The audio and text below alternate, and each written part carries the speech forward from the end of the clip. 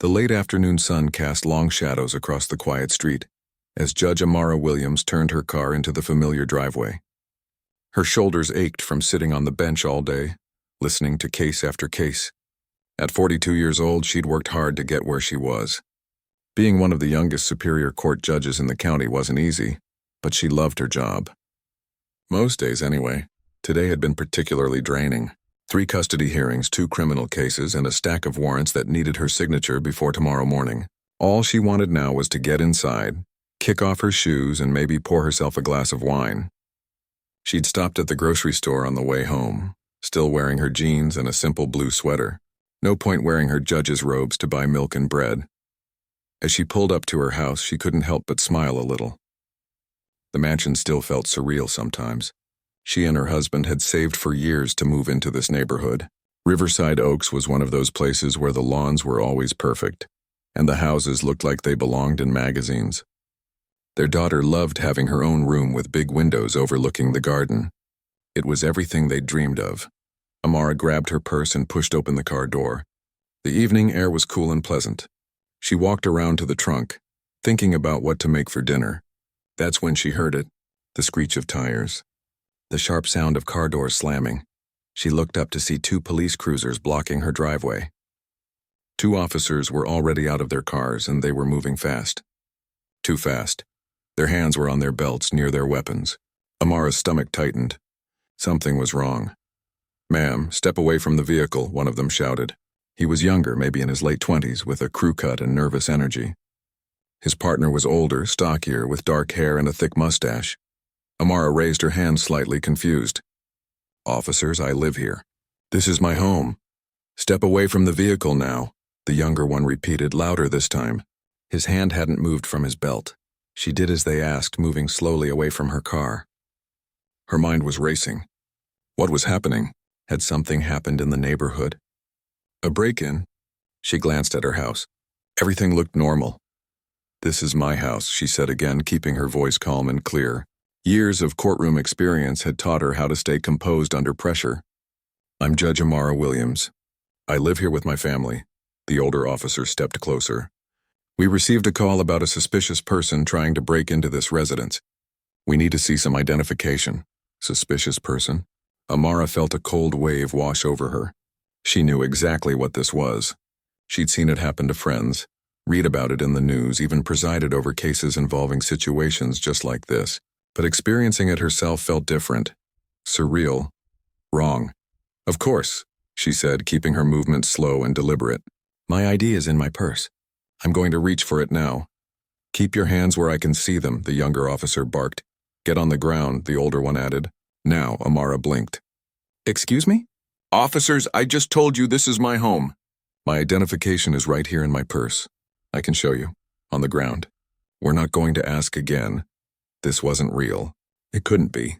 She was standing in front of her own house on her own property, being ordered to lie on the ground like a criminal. The younger officer moved closer, his hand now fully on his weapon. Amara's training kicked in. "Comply now, fight later." That's what she told people in her courtroom all the time. "Don't escalate." She slowly lowered herself to her knees, then to the ground. The concrete of the driveway was cold and rough against her palms.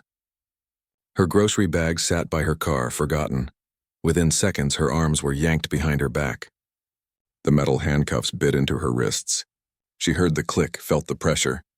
She was being arrested. In her own driveway. In front of her own home. "This is a mistake," she said, her voice still controlled despite the anger building inside her. "I am Judge Amara Williams. I work at the county courthouse. You can verify this easily." "Sure you are," the younger officer muttered. "That's what they all say."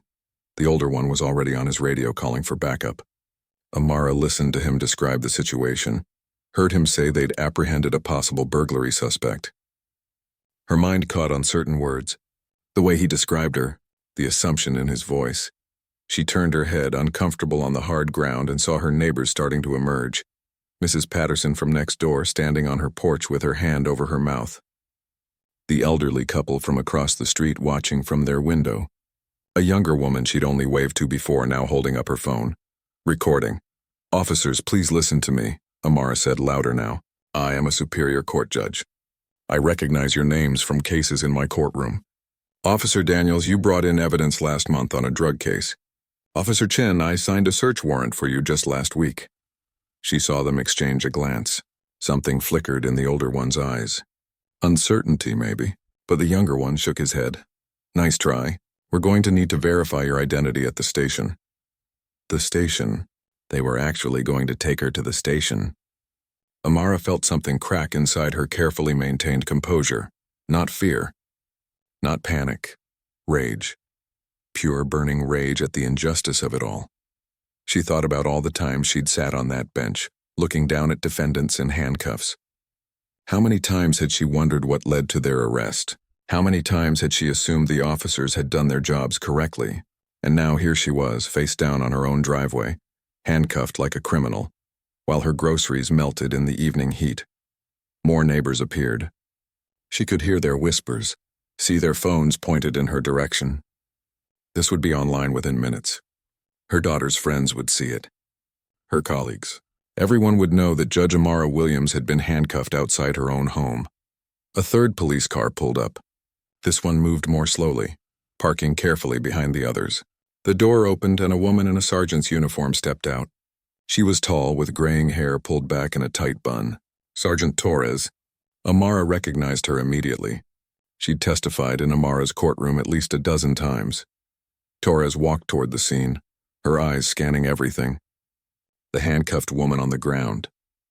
The two officers standing over her. The expensive car. The mansion behind them. The crowd of neighbors.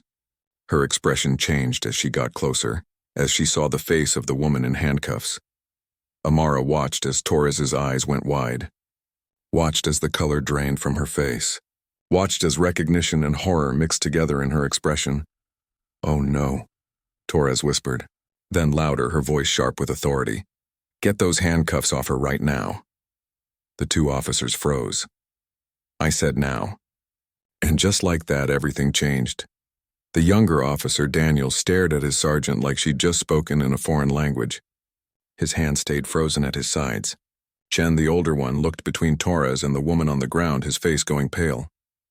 "Sergeant, we got a call about a burglary in progress."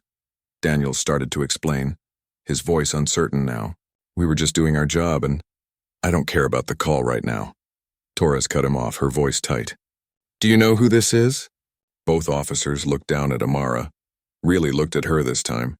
She remained still on the ground, her cheek pressed against the concrete, her hands still cuffed behind her back. Her eyes met theirs, and there was something in that gaze that made both men take a step back. Not anger exactly, something worse. Disappointment. Recognition. "This is Judge Amara Williams," Torres said, each word dropping like a hammer. "From the Superior Court. The judge who signs your warrants. The judge you've both testified in front of." Chen's hand started shaking as he reached for his keys. Oh God, oh my God. He fumbled with the handcuffs, his fingers suddenly clumsy. "Judge Williams, I'm so sorry. This is a huge misunderstanding." "We didn't know, you didn't know?"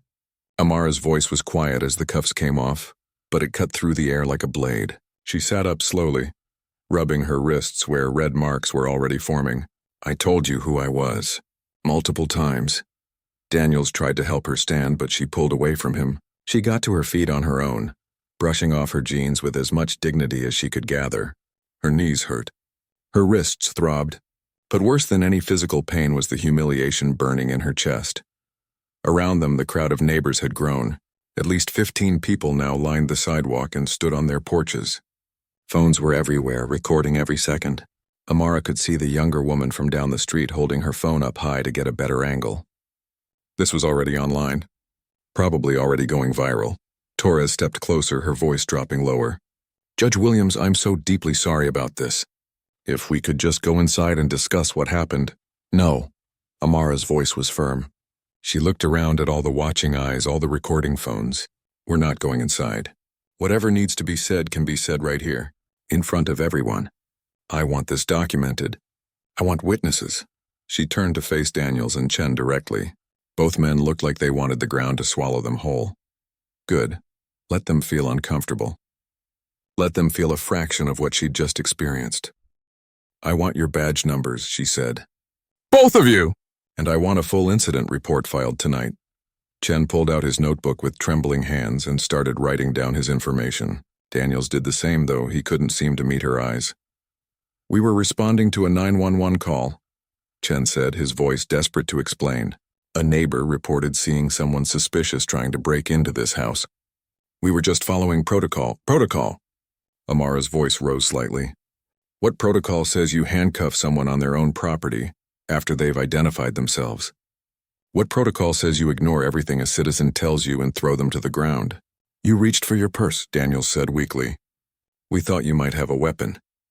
I told you I was reaching for my ID, which you asked me to provide. Amara took a breath, trying to control her anger. Tell me something, Officer Daniels. If you'd pulled up and seen Mrs. Henderson standing in front of her house, would you have handcuffed her? The silence that followed her question was deafening. Mrs. Henderson, the neighbor who lived 3 houses down, the one who'd called the police on the lawn service last summer because she thought they were casing the neighborhood. They'd been working on Amara's lawn. That's different, Daniel started. How? Amara pressed. How is it different? We're both homeowners in this neighborhood. We both have cars in our driveways. We both have the right to stand in front of our own houses. So tell me, what's the difference? No one answered. But everyone knew. The cameras knew. The neighbors knew. The officers knew. The difference was standing right in front of them. Torres cleared her throat. Judge Williams, these officers made a serious error in judgment today. There will be a full investigation. They'll both be placed on administrative leave pending. I want to know who called, Amara interrupted. Who made the 911 call? The 3 officers exchanged glances. Chen checked something on his radio, then looked up reluctantly. The call came from a Mrs. Henderson at 4720 Riverside Drive. Of course it did. Amara felt her jaw tighten. Mrs. Henderson, who'd barely said 3 words to her family in the 2 years they'd lived here. Mrs. Henderson, who always seemed to be watching from her window. Mrs. Henderson, who'd asked her last month if she was the housekeeper when she'd been gardening in her own front yard. And what exactly did Mrs. Henderson report? Amara asked. Chen looked down at his notes. She said there was a suspicious black woman trying to break into the Williams residence, that she was acting nervous and looking around, that she appeared to be casing the property. I was getting groceries out of my car, Amara said flatly, in front of my own house, where I live, with my family. More neighbors had pushed closer now, listening to every word. Amara recognized Mr. Peterson, the retired banker from across the street. The young couple who'd just moved in last spring. The family with 3 kids from the corner house. Their faces showed everything from shock to sympathy to uncomfortable recognition. One woman, someone Amara had only waved to before, stepped forward. I saw the whole thing, she said loudly. I was walking my dog. Judge Williams pulled up, got out of her car, and then the police showed up. She told them immediately that this was her house. She was calm and polite. She did nothing wrong. Thank you, Amara said quietly to the woman, who nodded and stepped back. Torres was on her radio now, speaking in low tones. Amara caught fragments. Need the chief? Yes, it's urgent. Judge Williams from County Court. Yes, that Judge Williams. This was going to be a nightmare for the department. Amara knew that. Part of her felt bad for Torres, who was clearly a good officer caught in someone else's mess. But a larger part of her was just tired. Tired of having to prove she belonged in spaces where others fit in without question. Tired of being seen as suspicious in her own neighborhood. Tired of being treated like a threat instead of a human being. Her phone buzzed in her purse. Then again, and again. The video was spreading fast. Her husband would see it soon if he hadn't already. Her daughter.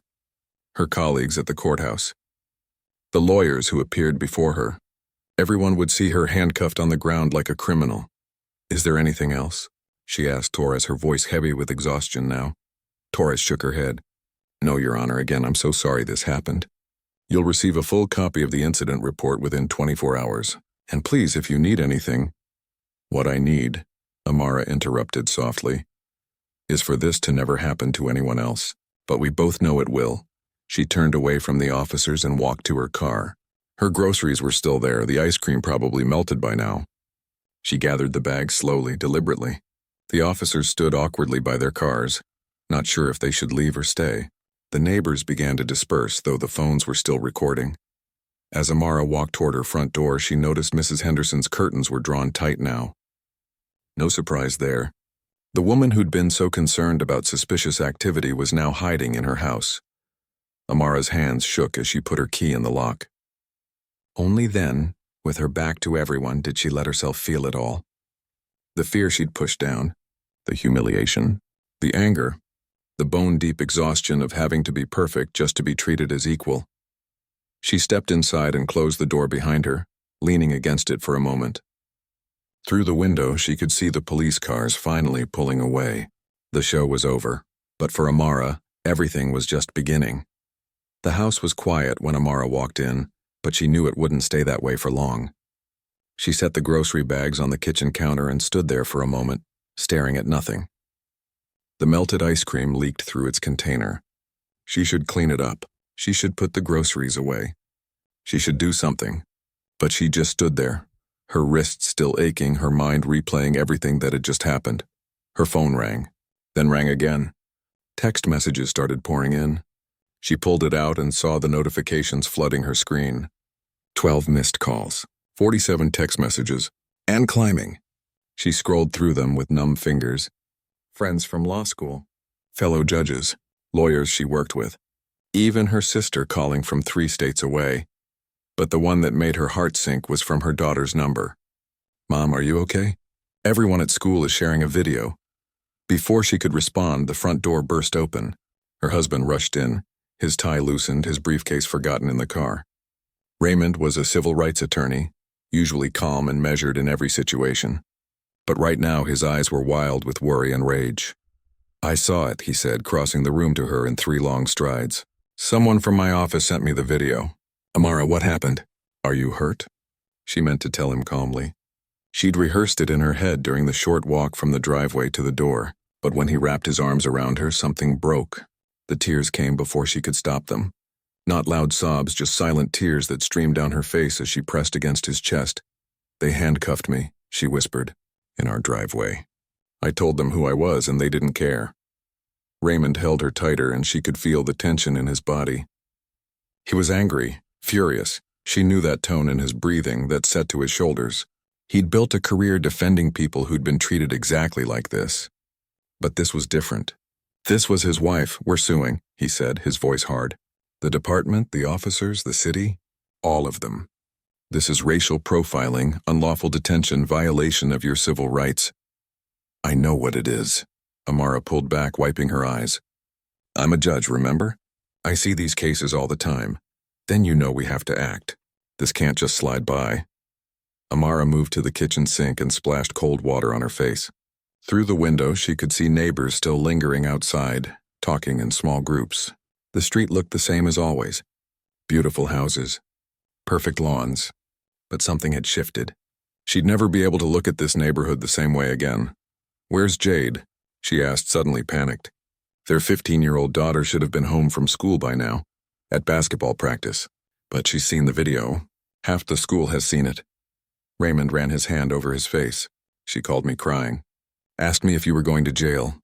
The thought of her daughter watching that video, watching her mother face down on the concrete, made Amara feel sick.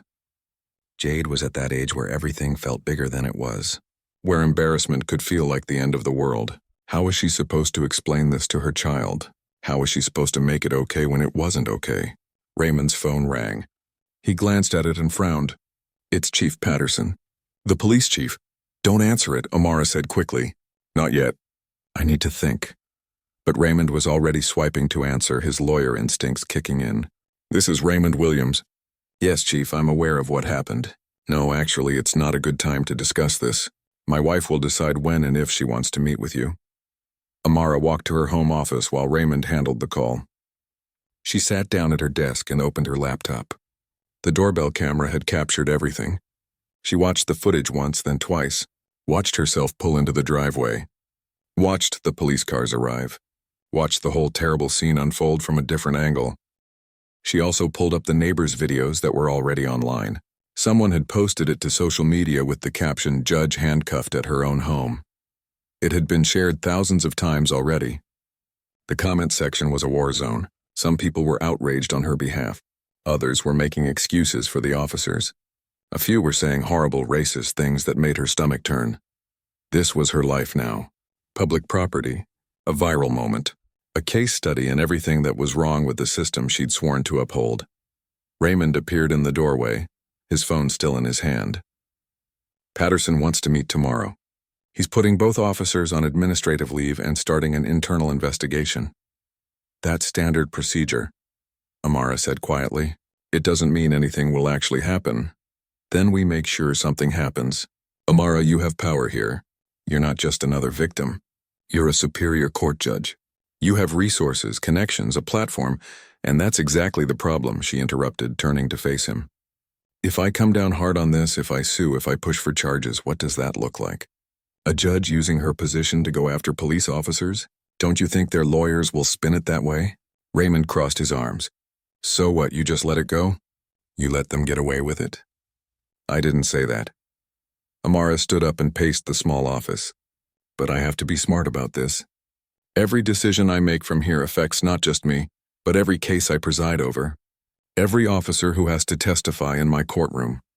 Every warrant I sign. You're worried about them? After what they did to you? I'm worried about justice, she said sharply. Real justice. Not revenge. Not headlines. I'm worried about making actual change instead of just making noise. They stared at each other for a long moment. Raymond's jaw was tight, but he nodded slowly. He understood. After 20 years of marriage, he understood how her mind worked. She wasn't thinking like a victim right now. She was thinking like a judge. The sound of the garage door opening broke the tension. Jade was home. Both parents immediately shifted, putting on brave faces. Amara quickly closed her laptop just as their daughter rushed into the room. Jade was tall for her age, wearing her basketball jersey and carrying her gym bag. Her eyes were red and puffy. The moment she saw her mother, she dropped everything and ran to her. Mom, oh my God, I was so scared. The video looked so bad. Are you okay? Did they hurt you? Amara held her daughter tight, stroking her hair. I'm fine, sweetheart. I'm okay, but they arrested you. In front of our house. Everyone saw it. Jade pulled back, her young face twisted with confusion and anger. Why did they do that? You're a judge. You help people. Why would they treat you like that? This was the conversation Amara had been dreading. How did you explain racism to your child when you'd spent her whole life trying to protect her from it? How did you tell her that sometimes the world wouldn't see her the way her family did? They made a mistake, Amara said carefully. A big mistake based on some wrong assumptions. It's because you're black, isn't it? Jade's voice cracked. Mrs. Henderson called the cops on you because you're black. Raymond and Amara exchanged a look. Their daughter was smart. Too smart to be fooled by gentle explanations. Yes, Amara said simply. I think that was part of it. That's not fair. That's not right. Tears spilled down Jade's cheeks. You work so hard. You went to law school. You became a judge. You follow every rule, and they still treated you like a criminal. I know, baby. I know it's not fair. Then what's the point? Jade asked, her voice rising. What's the point of doing everything right if people still treat you wrong? Amara pulled her daughter close again, and this time Raymond wrapped his arms around both of them. They stood there in the office, holding each other, a family trying to make sense of something that made no sense. The point, Amara finally said, is that we don't give up. We don't let other people's prejudices define us, and we don't let one bad day erase all the good we've done. But even as she said the words, she wondered if she believed them. Tonight, standing in her own home with her family, watching her daughter's faith in the world crack a little, Amara Williams felt more powerless than she ever had in her life. Her phone buzzed again. Another message. Another call. The world wanted her response, wanted her statement, wanted to know what the judge would do about being treated like a criminal. The truth was, she didn't know yet. But she knew one thing for certain. Whatever decision she made tomorrow would change everything for her family, for her career, for every person of color who'd ever been treated as suspicious in their own neighborhood. The weight of that responsibility pressed down on her shoulders as night fell over Riverside Oaks. Outside, the perfect houses stood quiet in their rows. Inside her home, Amara Williams sat at her kitchen table with her family and tried to figure out what justice really looked like when you were both the victim and the judge. 1 week later, Amara sat in a conference room at City Hall, staring across a long table at the two officers who'd handcuffed her. The room felt too cold, the air conditioning humming steadily overhead. Daniels looked like he hadn't slept. Chen kept fidgeting with his hands. Chief Patterson sat at the head of the table, looking older than his 60 years. Raymond was beside her, his leather notebook open and ready. This mediation had taken days to arrange. The city wanted it handled quietly. The police union wanted their officers protected. Amara wanted answers, real answers, not the carefully scripted apologies their lawyers had probably prepared. Judge Williams, Chief Patterson began, his voice formal and stiff. On behalf of the entire department, I want to express our deepest apologies for what happened last week. The officers involved have been disciplined and we're committed to ensuring nothing like this happens again. Amara raised her hand, stopping him. With all due respect, Chief, I didn't come here for a speech. I've heard enough speeches. She turned her attention to Daniels and Chen. I want to hear from them. In their own words. No lawyers coaching them. No prepared statements. The room went silent. The city attorney, a nervous young man in an expensive suit, started to object. Raymond cut him off with a look. Officer Daniels, Amara said, her judge's voice coming through strong and clear. What were you thinking when you put those handcuffs on me? Daniels swallowed hard. He glanced at his union representative, who gave a slight nod. Your Honor, We received a call about a potential burglary. The caller said someone was acting suspicious. When we arrived, we followed standard protocol for— That's not what I asked, Amara interrupted. I asked what you were thinking, not what protocol you followed. What went through your mind when I told you it was my house? The young officer's face reddened. He looked down at the table. I thought you might be lying. People lie to us all the time when we catch them doing something wrong. And what made you think I was doing something wrong? The silence that followed was heavy. Everyone in the room knew the answer, but no one wanted to say it out loud. Finally, Chen spoke up. He was older, had been on the force for 15 years. The neighborhood, he said quietly. The caller said it was unusual to see someone like you in that area, and we made assumptions based on that. Wrong assumptions. Someone like me, Amara repeated. Say what you mean, Officer Chen. Chen met her eyes for the first time. A black woman, in one of the wealthiest neighborhoods in the city. The caller implied it was suspicious, and we didn't question that. We should have, but we didn't. At least he was being honest now. Amara could work with honest. She couldn't work with excuses and deflection. Do you know how many warrants I've signed for you in the past year, Officer Chen? She asked. He shook his head. 17. I've signed 17 search warrants that you brought to my courtroom. I've seen your face dozens of times. You've testified in front of me, and yet when I was standing in front of my own home, you didn't recognize me. You didn't see a judge. You didn't see a fellow professional. You saw a threat. Why is that? Chen's hands were shaking now. I don't know. I wish I had a better answer. I wish I could explain it in a way that makes sense. But the truth is, I wasn't seeing you clearly. I was seeing what I expected to see based on the call we received. Based on your biases, Raymond added sharply. Yes, Chen admitted. Based on my biases. Amara appreciated his honesty, but honesty alone wasn't enough. She pulled out her tablet and slid it across the table.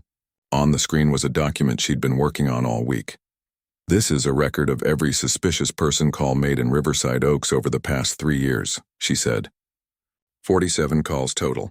Do you want to guess how many of those calls resulted in actual crimes being committed?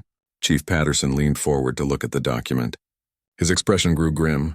3, Amara continued. 3 out of 47. And do you want to know what all 47 calls had in common? Every single person reported as suspicious was either black or Latino. Every single one. She tapped the screen, bringing up another page. And do you know who made the most calls? Mrs. Henderson from 4720 Riverside Drive. She's called the police 12 times in 2 years. Not once has there been an actual crime. But each time officers responded. Each time someone was stopped, questioned, sometimes detained. All based on one woman's perception of who belongs in her neighborhood and who doesn't. The city attorney cleared his throat. Judge Williams, while this information is concerning, I'm not sure what you're suggesting we do about it. I'm suggesting we stop enabling racism, Amara said bluntly. I'm suggesting we train officers to question these calls instead of blindly responding to them. I'm suggesting we hold people accountable for making false reports based on nothing but racial bias.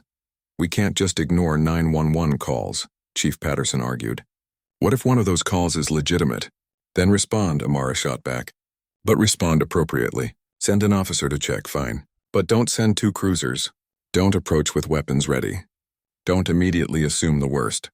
And for God's sake, when someone tells you they live there, verify it before you throw them to the ground. Raymond pulled out another document. We've compiled similar statistics from 3 other affluent neighborhoods that have become more diverse in recent years. The pattern is consistent. Increased suspicious person calls, increased police presence, increased harassment of residents of color. All of it legal. All of it documented. All of it wrong. Daniels finally spoke again, his voice barely above a whisper. I didn't want to be that kind of cop. I didn't join the force to harass innocent people. I thought I was one of the good ones. Then be better, Amara said, not unkindly. Being one of the good ones isn't enough. You have to actively work against the bad patterns. You have to question your assumptions. You have to see people as individuals, not stereotypes. She looked at both officers directly. I could press charges. I could sue. I could make this very public and very ugly. My husband wants me to. She felt Raymond shift beside her. But I'm not interested in destroying your careers. I'm interested in change. Real, lasting change. Chief Patterson leaned back in his chair. What exactly are you proposing? Amara had spent the entire week thinking about this, talking to other judges who dealt with similar issues, consulting with community leaders, reading studies on implicit bias and police reform. She'd done her homework. Mandatory bias training for every officer in the department, not the basic video training you do now, real intensive training with community involvement. Second, a new protocol for responding to suspicious person calls in residential areas. Officers should be required to verify residency before any detention occurs. Third, consequences for repeat false reporters. Mrs. Henderson and people like her need to understand that abusing the 911 system has consequences. That's just the start, Raymond added. We also want regular community meetings in diverse neighborhoods. We want transparent reporting of all suspicious person calls and their outcomes. We want oversight. The city attorney was scribbling notes frantically. Chief Patterson rubbed his temples. The union representative looked like he wanted to object but didn't know where to start. These officers, Amara continued, gesturing to Daniels and Chen, will complete 200 hours of community service with a civil rights organization. They'll write a detailed report on what they learn, and they'll present it to the entire department. Your Honor, Chen said suddenly, I'll do it. Whatever you want. I'll do the training, the community service, all of it. What I did to you was wrong. I know that now. I can't take it back, but I can try to make sure it doesn't happen to anyone else. Daniels nodded quickly. Me too. I've thought about nothing else all week. I keep seeing that video, seeing what we did to you, and I feel sick. I want to be better. I need to be better. Amara studied both men. They looked genuinely remorseful, but remorse wasn't enough either. Action was what mattered. Results were what mattered. Chief Patterson, she said, turning to the head of the table, I won't press charges or file a lawsuit on one condition. You implement everything I've outlined. Full implementation, not half measures. I want quarterly reports on progress. I want transparency. And I want it to start immediately. The chief looked at his city attorney, who shrugged helplessly. The city will agree to these terms, Patterson said finally. You have my word. Words are easy, Amara replied. I'm a judge. I deal in evidence and action. Show me the change, and I'll consider this matter settled. She stood up, gathering her things. Raymond followed her lead. As they walked to the door, Amara paused and turned back one more time. For what it's worth, she said to Daniels and Chen, I hope you do become better officers. The community needs good cops. Real good cops. Ones who see all people as worthy of respect and dignity. I hope you can be those officers. Outside the conference room, Raymond put his arm around her shoulders as they walked to the parking garage. That was incredible. You were incredible. I was tired, Amara admitted. Tired of being angry. Tired of fighting. I just want things to be better. They will be, Raymond said. Because of what you did in there. Because you chose change over revenge. Amara wasn't sure if she believed that yet. But as they drove home through the city streets, past the neighborhoods where people lived and worked and raised their families. She felt something shift inside her. Maybe this was what justice really looked like.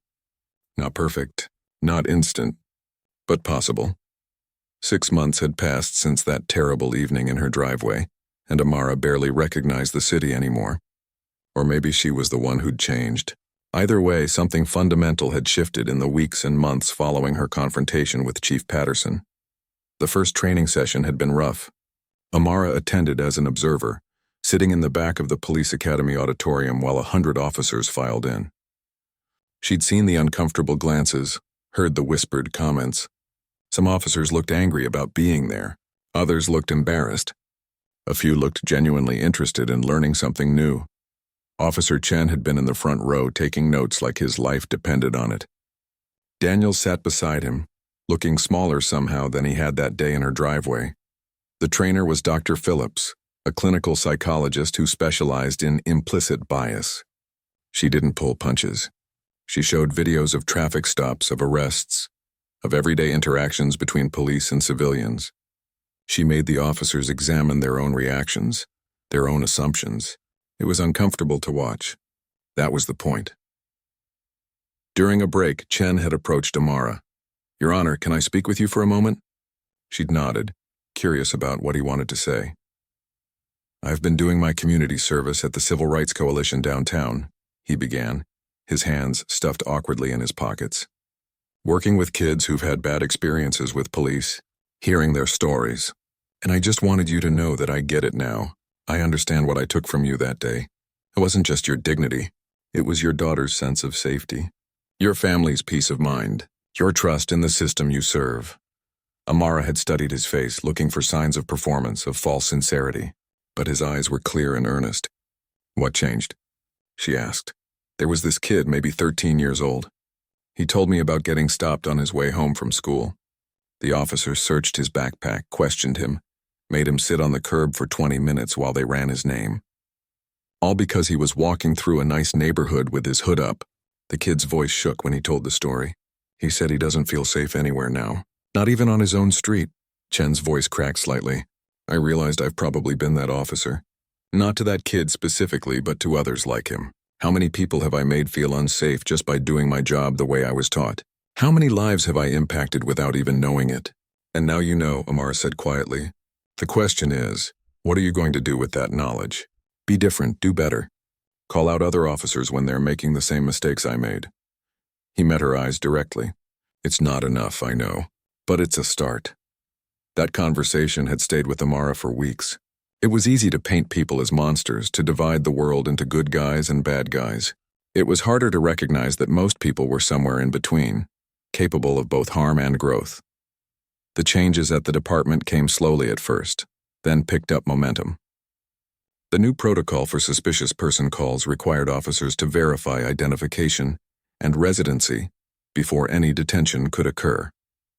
Dispatch started flagging repeat callers whose reports never resulted in actual crimes. Mrs. Henderson had been officially warned after her 13th false report about a suspicious person who turned out to be a residence guest. More importantly, Amara had started something she never expected.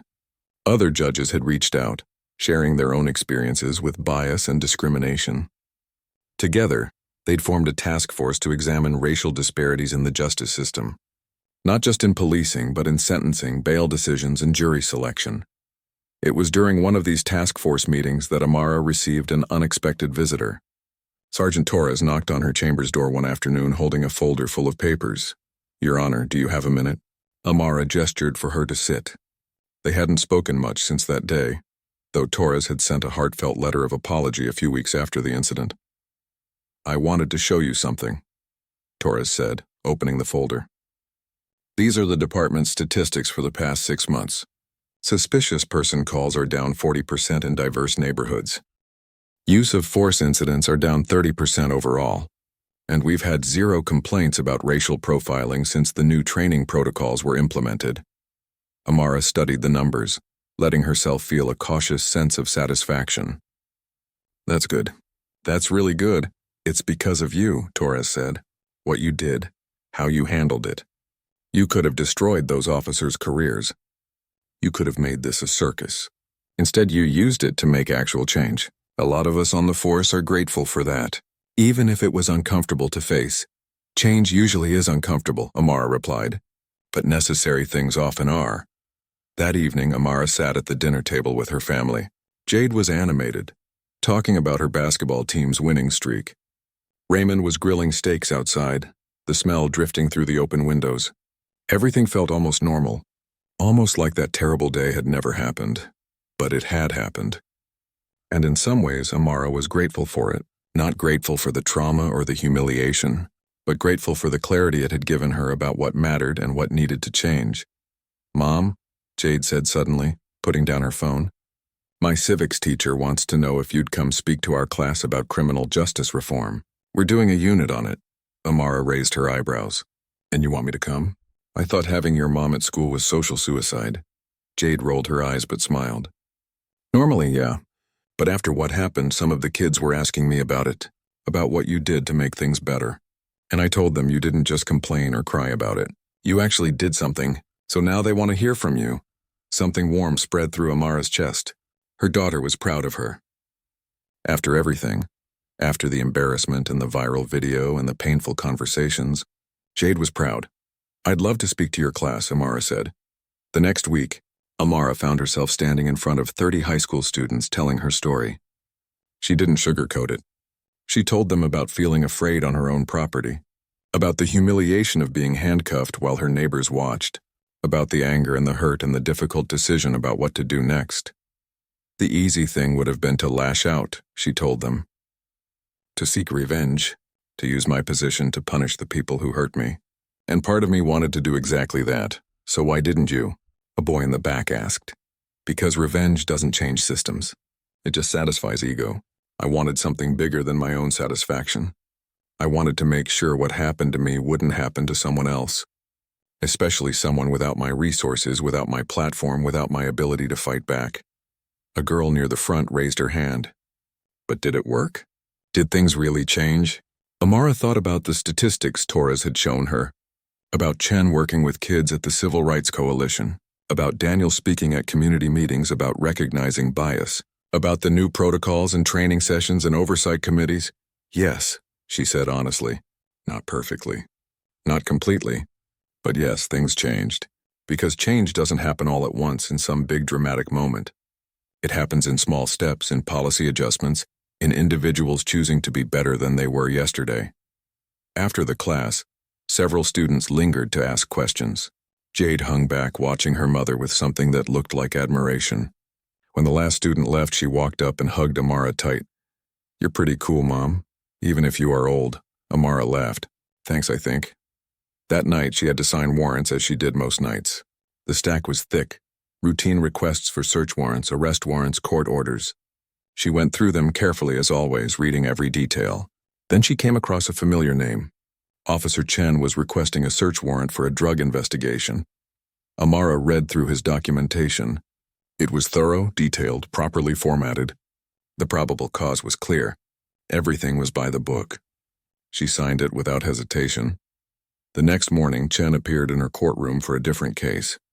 He was professional, prepared, respectful. When he testified, he was careful to describe the defendant's actions without making assumptions about character or intent. Small changes, but important ones. After court adjourned, Chen approached the bench. "Your Honor, thank you for signing that warrant yesterday. I know it might have been awkward given our history."